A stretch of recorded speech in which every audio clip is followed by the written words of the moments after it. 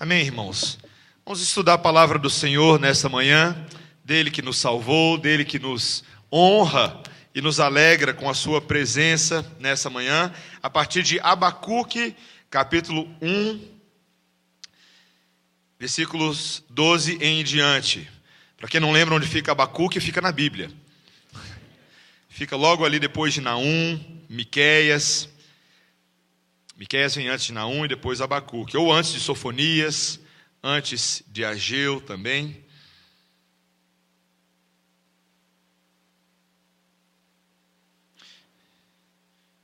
Hoje eu vou pregar, irmãos, dos versículos 12 até o versículo 3 do capítulo 2, mas eu vou ler até o final do capítulo 2, para que os irmãos possam ter uma noção do contexto. E na semana que vem, quando eu for pregar novamente, eu começo do início do capítulo 2, e nós vamos até o final deste capítulo.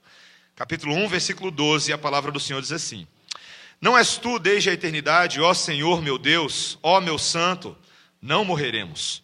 Ó Senhor, para executar juízo, puseste aquele povo. Tu, ó rocha, o fundaste para servir de disciplina. Tu és tão puro de olhos, que não podes ver o mal e a opressão não podes contemplar. Por que, pois, toleras os que procedem perfidamente e te calas quando o perverso devora aquele que é mais justo do que ele? Por que fazes os homens como os peixes do mar, como os répteis que não têm quem os governe? A todos levanta o inimigo com um anzol, pesca-os de arrastão e os ajunta na sua rede varredora. Por isso ele se alegra e se regozija. Por isso oferece sacrifício à sua rede e queima incenso à sua varredora, porque por elas enriqueceu a sua porção e tem gordura a sua comida. Acaso continuará por isso esvaziando a sua rede, matando sem piedade os povos? Por-me-ei na minha torre de vigia, colocar-me-ei sobre a fortaleza e vigiarei para ver o que Deus me dirá e que resposta eu terei à minha queixa.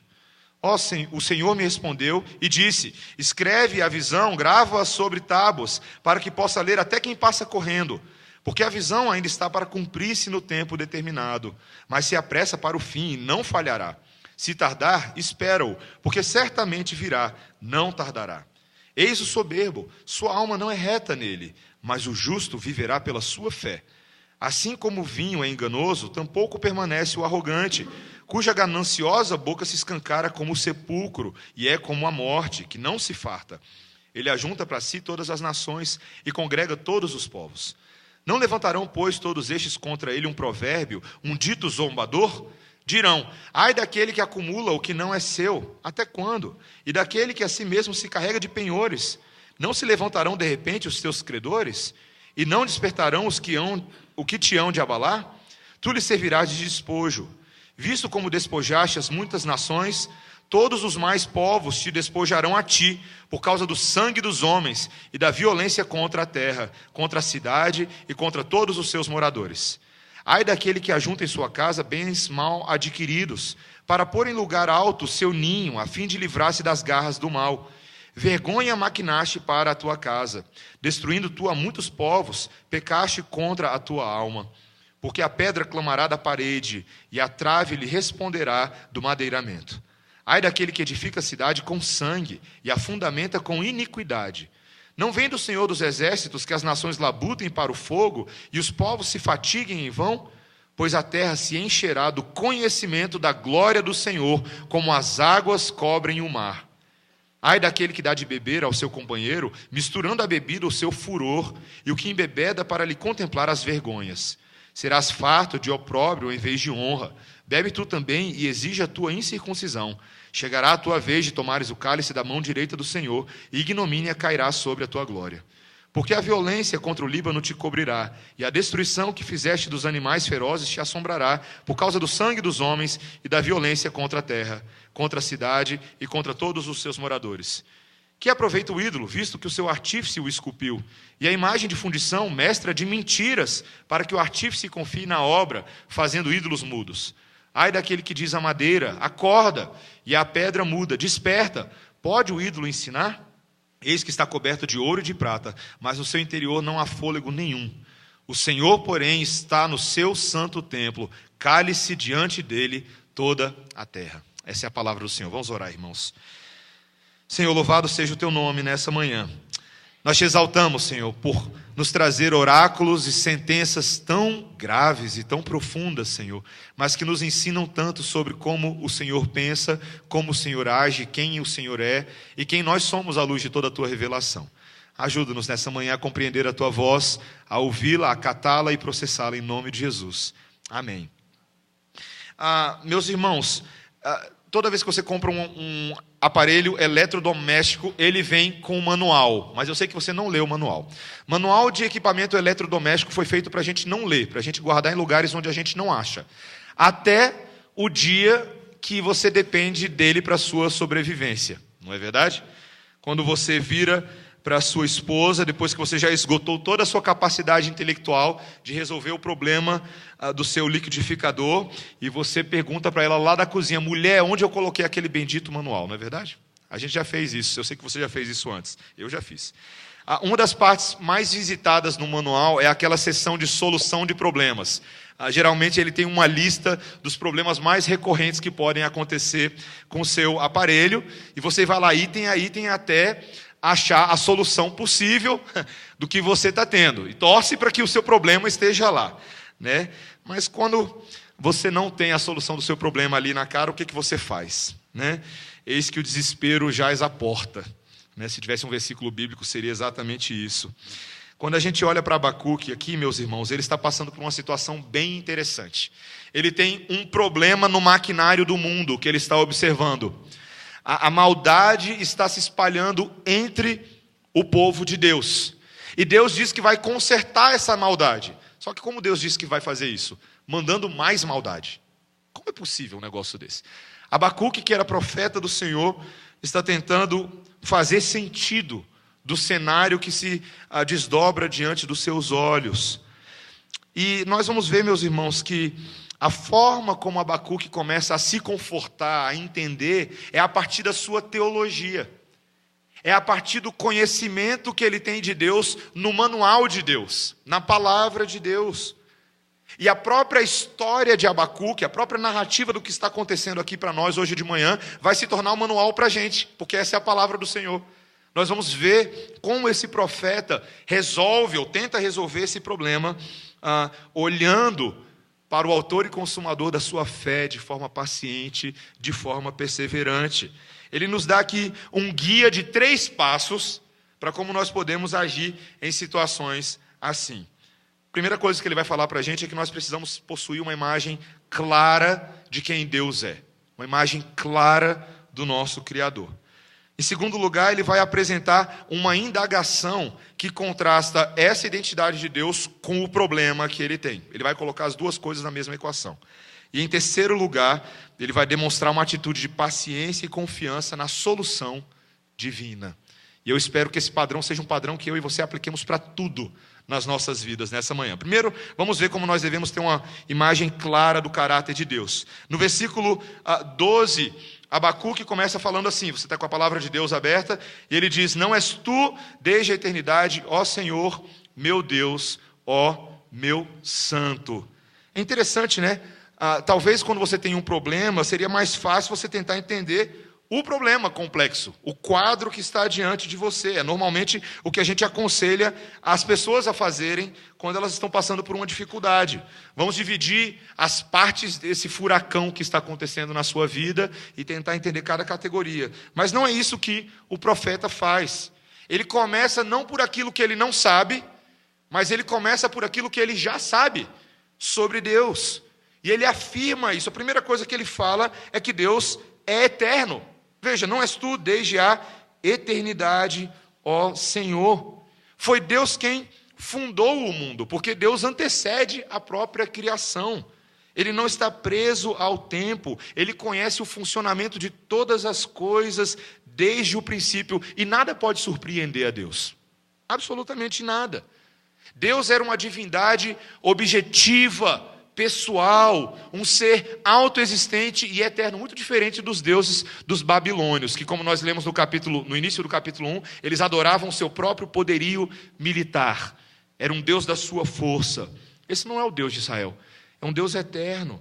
Ele não é apenas um Deus eterno, mas ele também é um Deus do pacto. Veja, esse Deus que criou o mundo é um Deus próximo a Abacuque. Olha o que ele fala. Ele chama, ó Senhor, depois o que ele diz? Meu Deus, ó meu santo. Ele é meu, ele é dele. Ele se relaciona com Deus de uma forma muito íntima. E o que dá a Abacuque o direito de se aproximar de Deus com essa intimidade toda? Quem é que deu acesso a ele? O segredo está na própria palavra Senhor aqui. Essa palavra Senhor com a qual eu e você nos acostumamos, Yavé no hebraico, significa Deus do pacto, Deus da aliança. Era um título que lembrava que quem se aproximou primeiro, quem se fez íntimo foi Deus. Foi Deus que se achegou ao seu povo em primeiro lugar. Foi Ele que deu e abriu o acesso para que o povo pudesse ter acesso a Ele. Paulo reconhece isso no Novo Testamento, chamando Deus de Abba em vários trechos das suas cartas. Ou seja, pai próximo, paizinho, pai íntimo. Esse Deus tão grande, tão poderoso, é um Deus muito pessoal. Mas Ele não é apenas eterno, Ele não é apenas o Deus do pacto, mas Ele é também um Deus santo. Ele chama de meu santo. Ao mesmo tempo que Ele é próximo do seu povo, Deus é absolutamente distinto da sua criação, porque Deus é absolutamente perfeito, absolutamente bom em todo o seu desígnio e em todo o seu agir. Ele se preserva incontaminado da maldade dos homens deste mundo. Olha o verso 13, olha o que ele diz aí. Tu és tão puro de olhos que não podes ver o mal e a opressão não podes contemplar. E é por isso mesmo, meus irmãos, que Ele está punindo o povo de Deus. Ele está punindo o povo por meio dos babilônios. Veja o versículo 12, ele diz, ó Senhor, para executar juízo, puseste aquele povo. Quando Deus pune o seu povo, Ele está, em primeiro lugar, preservando a sua própria santidade, a sua própria glória. Não é um Deus que tolera qualquer coisa. Ele é uma rocha imutável, como Abacuque fala aqui no verso 12. E por isso Ele disciplina os seus filhos. Mesmo que essa situação que eles passassem fosse extremamente difícil, como de fato era, essa era uma disciplina não para a morte, era uma disciplina para a vida do povo de Deus. Veja o que ele fala logo no início do verso 12, ele fala, não, o quê? Não morreremos. Abacuque sabe que tudo aquilo estava acontecendo, mas que o povo não morreria, porque o Deus do pacto, o Deus santo, o Deus eterno, era pelo seu povo. É interessante a gente olhar esse padrão de Deus, da identidade, porque curiosamente os pais usam um padrão muito semelhante quando eles estão disciplinando os filhos, sabia? Os nossos pais, eles não são eternos, mas eles viram para os seus filhos e falam assim, eu já vivi muito mais tempo do que você. Não é verdade? E eu já vi onde a sua estupidez vai te levar.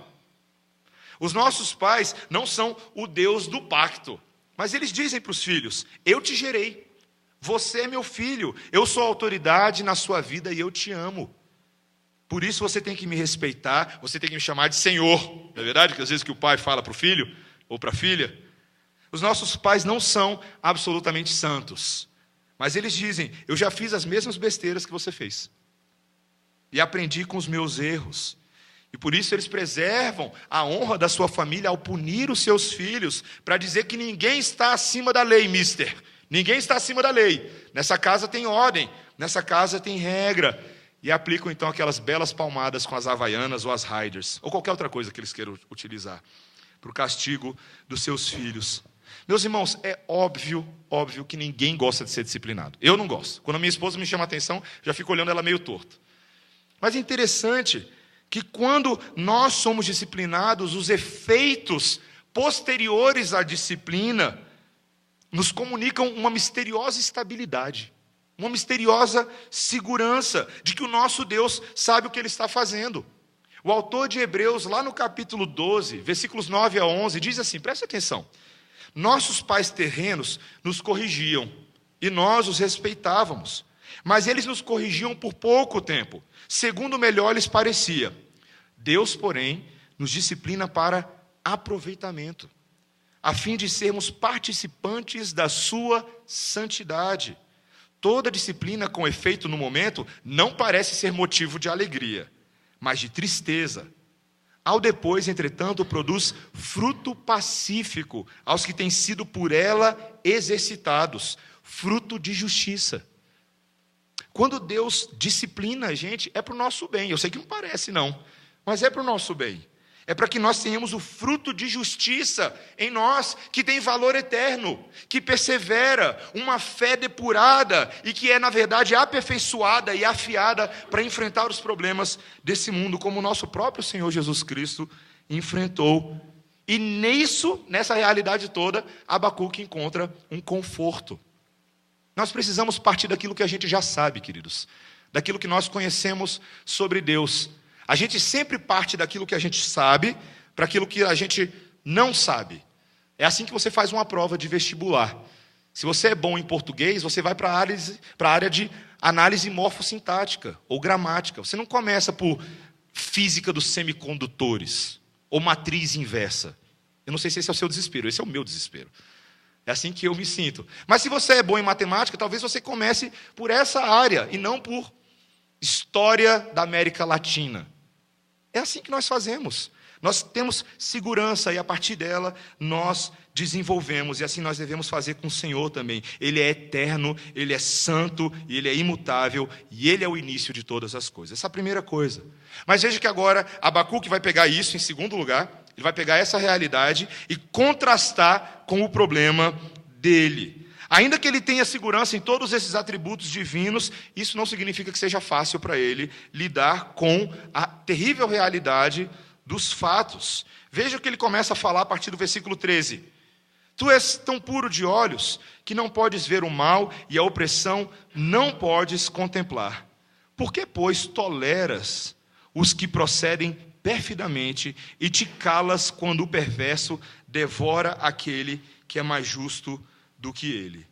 Queridos, ainda que houvessem pecadores no povo de Israel, e isso era um problema muito grande para Abacuque, ele estava vendo essa realidade, a opressão dos seus líderes, mas quando Abacuque comparava o mal dos israelitas com o mal que estava vindo sobre eles dos babilônios, não tinha comparação. Os israelitas eram considerados justos, como ele diz nesse verso, em relação aos babilônios. Tamanha a perversidade e a crueldade cometida por eles. Os babilônios estavam tão longe dos padrões esperados de Deus que o profeta estava até perplexo. Veja, que Deus pudesse até mesmo olhar para os babilônios.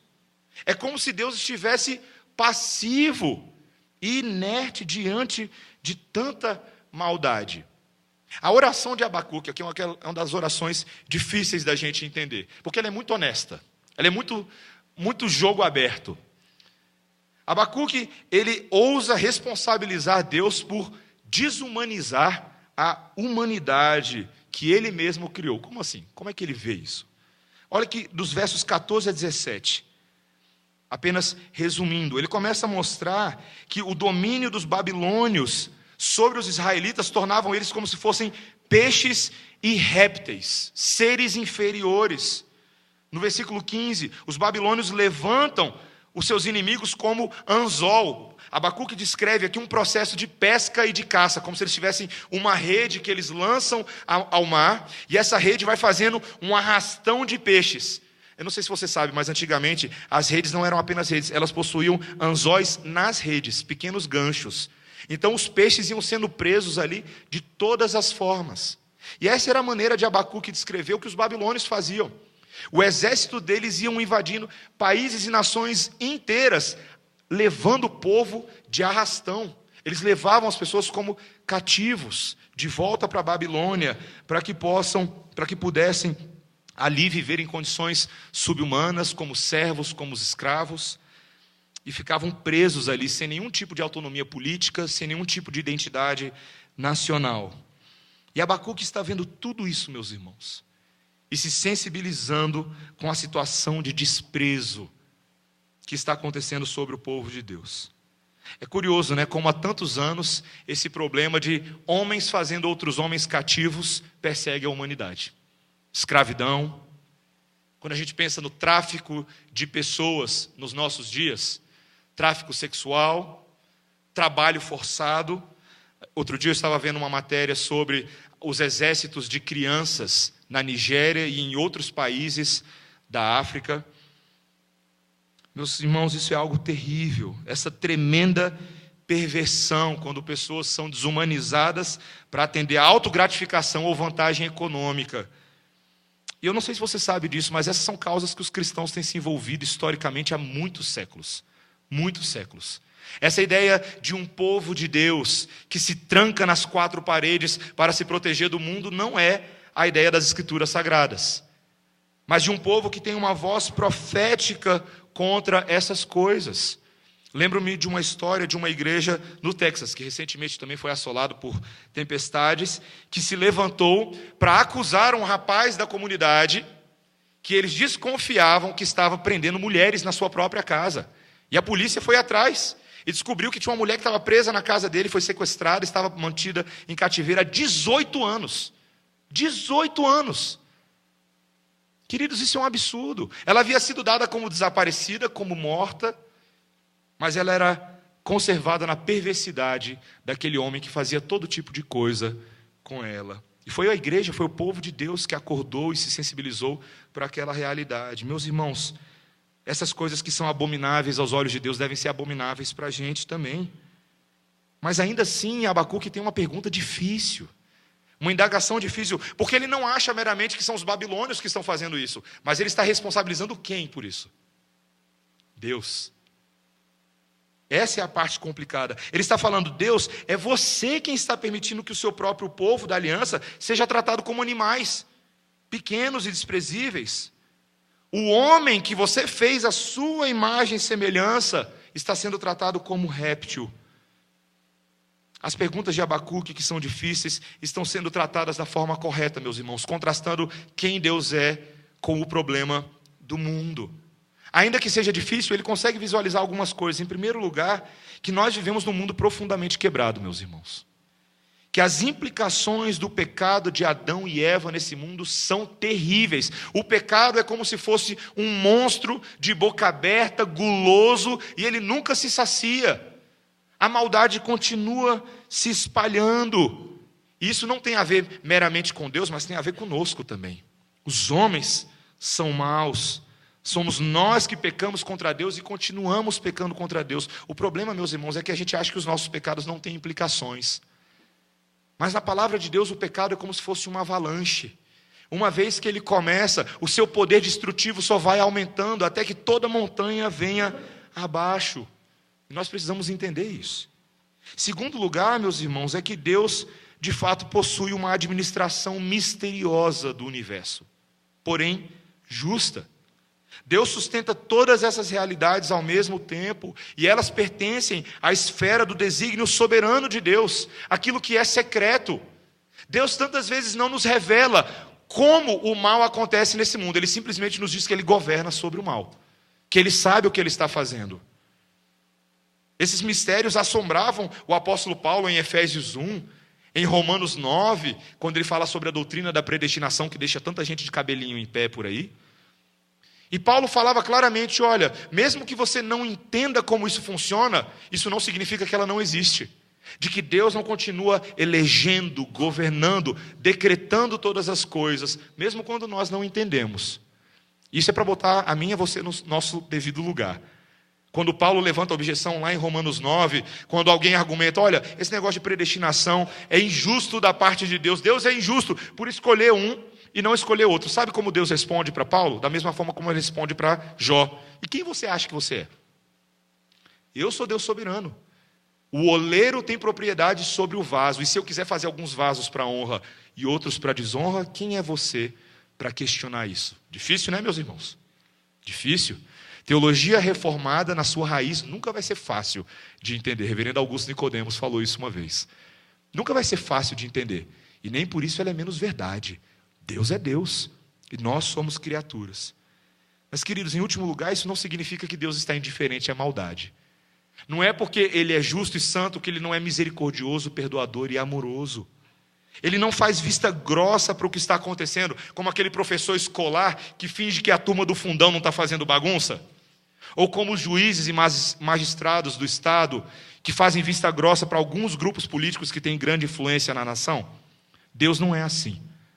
Deus contabiliza as ações erradas dos homens. Ele é o Deus do juízo, da justiça e da vingança. E lá no fundo, Abacuque sabe disso.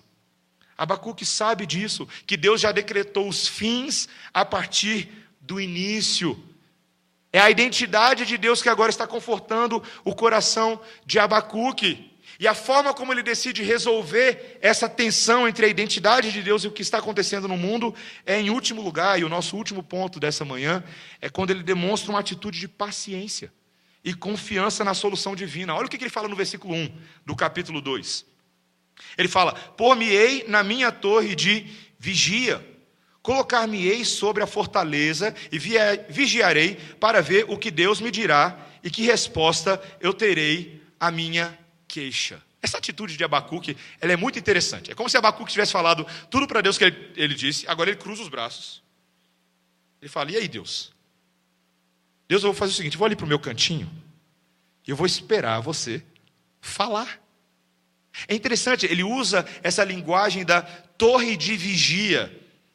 A linguagem daquele que vigia. Era uma linguagem muito utilizada pelos profetas para mostrar uma atitude de expectativa. Essas torres de vigia de pedra eram colocadas sobre os muros das cidades fortificadas para que as pessoas que ali ficavam, os vigias, os zeladores, os vigilantes da cidade, observassem a chegada dos inimigos ou observassem a chegada dos mensageiros que vinham à distância, e eles pudessem assim se antecipar para qualquer coisa que estivesse chegando. As torres de vigia eram muito importantes na manutenção da vida da cidade, na proteção e na segurança. E Abacuque fala isso para Deus: eu vou para minha torre de vigia, eu não sei o que vai acontecer, mas eu vou ter uma atitude daquele que aguarda, ainda que a resposta do Senhor esteja distante, eu estou confiante de que ela virá. Meus irmãos, Abacuque é crente pra caramba. Abacuque faz uma coisa que eu e você fazemos muito pouco, porque nós somos muito pragmáticos. Abacuque é paciente, paciente no Senhor. Como nós somos impacientes? Vocês já perceberam isso, meus irmãos? Hoje tem um conceito de comida chamado fast food. Você já ouviu falar disso? Já, né? A menina do McDonald's não pode demorar 2 minutos, que eu e você já estamos... Não é o que a gente faz? A gente é muito impaciente, gente. A gente é muito impaciente. Mas essa não é a atitude daqueles que esperam no Senhor. Aqueles que esperam no Senhor se posicionam em oração e meditação para ouvir a voz de Deus no momento que Ele decidir falar. Veja que no versículo 3, o livramento de Israel viria. Ele fala: a visão ainda está para cumprir-se no tempo determinado, mas se apressa para o fim e não falhará. Se tardar, o que Deus fala para Abacuque? Espera-o. O que ele está vendo? Está vendo aí, gente? Versículo 3. Espera-o. Por quê? Porque certamente virá, não tardará. Deus havia prometido para Abacuque que o livramento viria e que a punição viria sobre os babilônios. Abacuque, espera, aguarde, confie.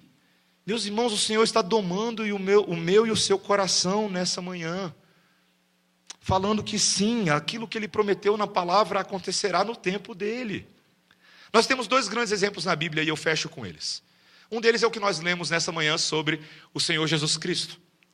Aquele que no momento derradeiro do seu aprisionamento para a morte, Ele instrui os seus discípulos, lá em Lucas 22, versículo 40, Ele falou: orai para que não entreis em tentação.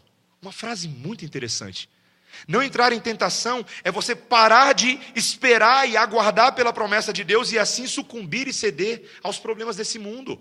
Viver pela vista e não viver pela fé naquilo que está vindo. E o próprio Senhor Jesus Cristo, Ele se submete a Deus nessa atitude de oração, quando Ele se afastou e orava dizendo: Pai, se queres, passa de mim este cálice, contudo não se faça a minha vontade e sim a tua. Jesus é um Abacuque muito melhorado. Porque Abacuque estava lá todo indignadinho, complicado. Mas Jesus descansa na vontade do Pai, mesmo sabendo que a morte se aproximava para ele. E meus irmãos, como nós podemos nos alegrar nessa manhã, no fato de que Deus não mudou os planos para Jesus.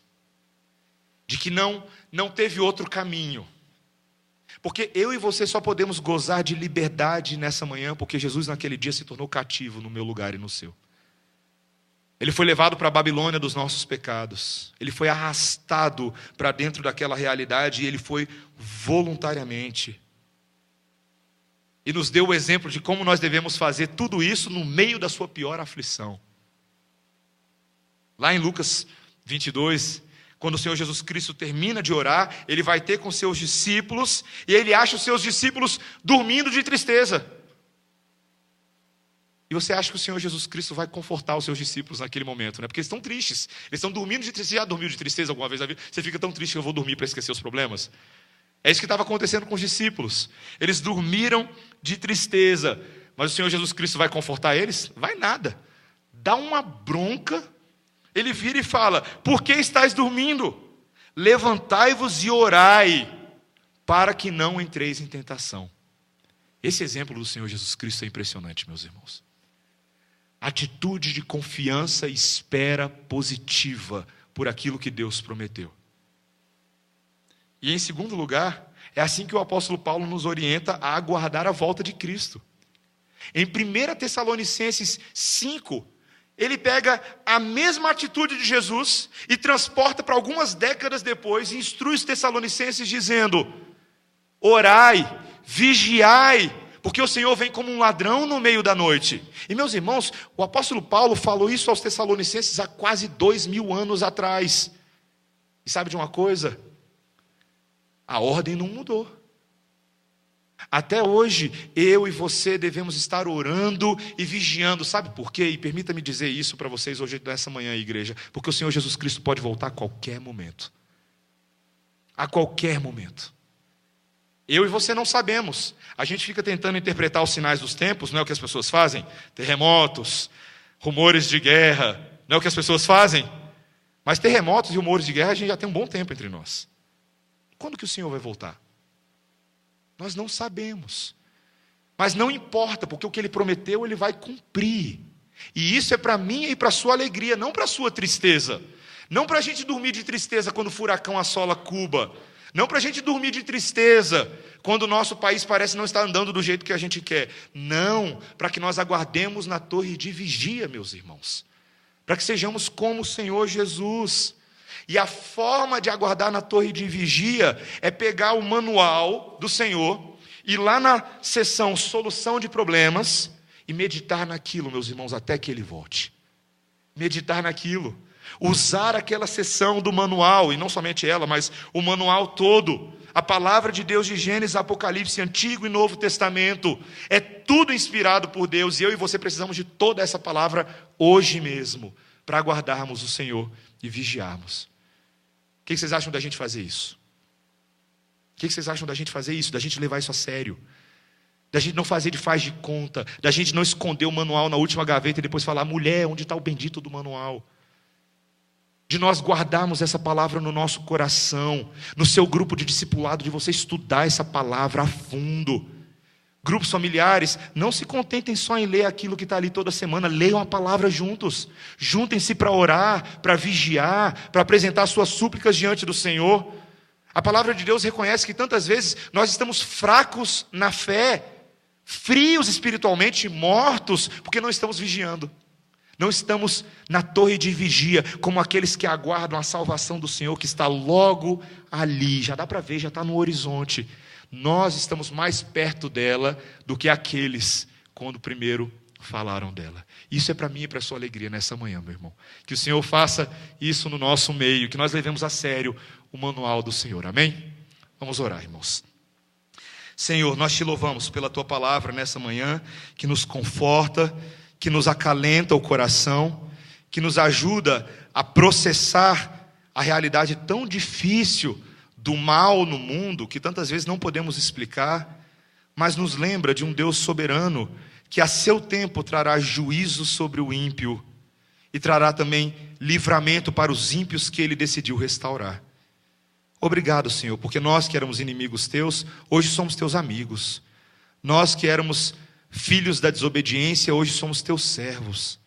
Nós que estávamos abandonados à sorte desse mundo, hoje somos sentinelas na torre de vigia, assim consagrados pelo Senhor Jesus, que fez todas essas coisas de forma perfeita. Obrigado, Senhor, por nos atribuir responsabilidade, nos dando dons, talentos e habilidades para sermos fervorosos em oração e na memorização da Tua palavra. Ajuda-nos a ter essa esperança, te pedimos em nome de Jesus. Amém.